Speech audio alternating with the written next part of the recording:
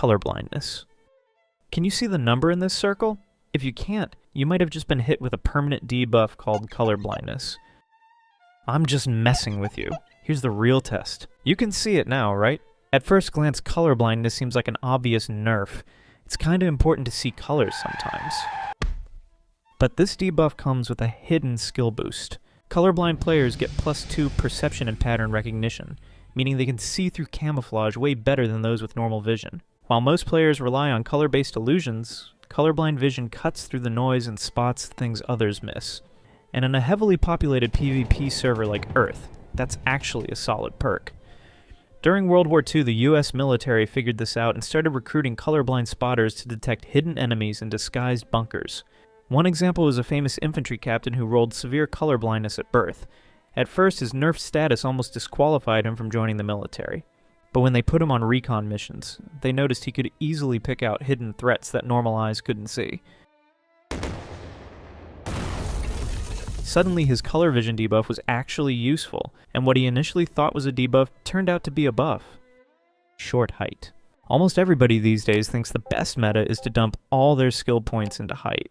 Some players even try to hack the game with limb lengthening surgery, a risky mod to their character after creation. And yeah, I get it. The short debuff can be brutal, especially in the lovemaking quests. And don't get me started on the endgame content that is store shelves.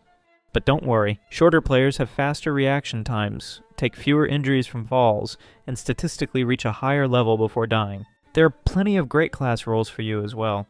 In sports like gymnastics, race car driving, and wrestling, being short isn't just good, it's meta. Simone Biles, standing at 4 feet 8 inches, dumped all her height skill points into balance and agility, making her one of the greatest gymnasts of all time. Yuki Tsunoda, at 5 feet 3 inches, sacrificed length but gained elite vehicle control and weight distribution, perfect for Formula 1 racing. Rey Mysterio, coming in at 5 feet 6 inches, has insane agility and unlocked high-flying wrestling combos.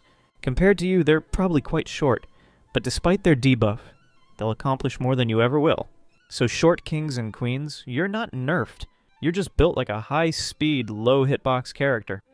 Left-handedness. There is about a 10% chance that you are left-handed, and you might think that's a bad thing. You have probably been smudging ink when you write or struggled with simple tools. Since you belong to the minority, the world isn't built for you. But because of this, lefties develop stronger neural connections between brain hemispheres, making them better at adapting, thinking creatively, and processing information faster. You're basically playing life on easy mode, with a permanent XP boost in problem solving and multitasking. And if you ever step into certain sports like boxing, baseball, or football, it will feel like you've unlocked a rare, overpowered skill tree. Babe Ruth smashed 714 home runs, most of them with his left hand. Manny Pacquiao won 62 out of 71 fights, mostly with a left-handed knockout. 83% of Messi's 697 goals came from his left foot.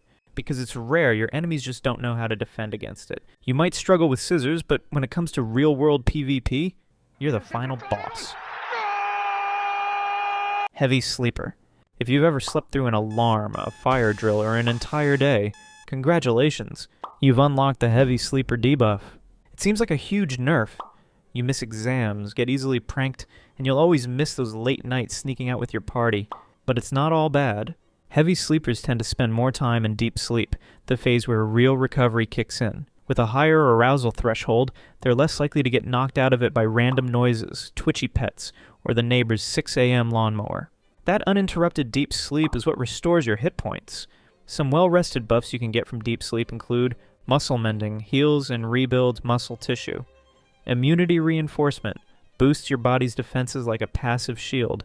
Memory autosave, locks in new skills and experiences while you sleep.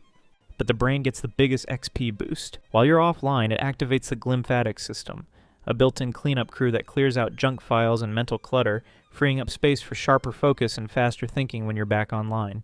And the only way to acquire the well-rested buff is to, well, actually rest. Hypermobility. Ever bent your fingers way further than they should go? If so, you might be afflicted with the hypermobility debuff. It's a frustrating debuff. Your joints act like loose hinges, random pain kicks in if you stay still too long, and a sudden movement might just dislocate something important. But this debuff comes with some surprisingly powerful buffs as well.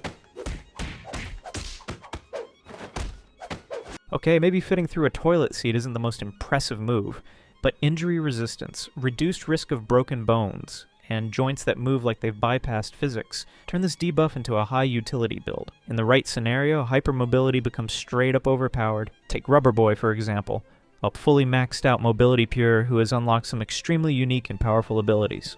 If the developers ever release a worldwide hide-and-seek server, he'd be rank 1.